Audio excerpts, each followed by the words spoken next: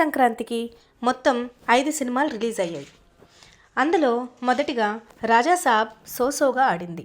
ఇంకా చిరంజీవి గారి సినిమా అయితే హిలేరియస్గా కంప్లీట్ ఫుల్ మీల్స్ తిన్న ఫీలింగ్ వచ్చింది. ఇక రవితేజ గారి మూవీ భర్త మాయాశైలకు విజ్ఞప్తిలో కామెడీ అండ్ తన కాస్ట్యూమ్స్ అయితే అల్టిమేట్. అనగనగా ఒక రాజు అంటూ నవీన్ పోల్శెట్టి గారైతే సింగిల్ హ్యాండెడ్గా అన్నీ తానే ఒక కామెడీ స్క్రీన్ ప్లేతో జనాల్ని ఆకట్టుకున్నాడు. ఇక శర్వానంద్కి నారీ నారీ నడుము మురారితో మంచి కామెడీ హిట్ తగిలింది. ఇందులో నరేష్ గారికి సామజవరగమన తర్వాత మంచి పేరు తెచ్చిపెట్టే పాత్ర దొరికింది. ఇక టీజర్ల విషయానికి వస్తే ఎల్లమ్మ మాత్రం భలే షాకింగ్. ఆ బీజిఎమ్స్ కానీ ఆ విజువల్స్ కానీ మైండ్ బ్లోయింగ్. ట్విస్ట్ ఏంటంటే డిఎస్పి గారు హీరోగా చేస్తున్నారు. చీకటిలో టీజర్ రిలీజ్ అయింది.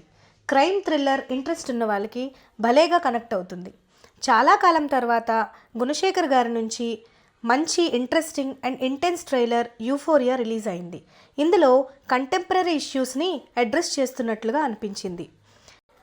Silent film Gandhi talks teaser release అయింది. డబ్బు దురాశ మీద మూవీ చేస్తున్నట్లుగా అనిపించింది.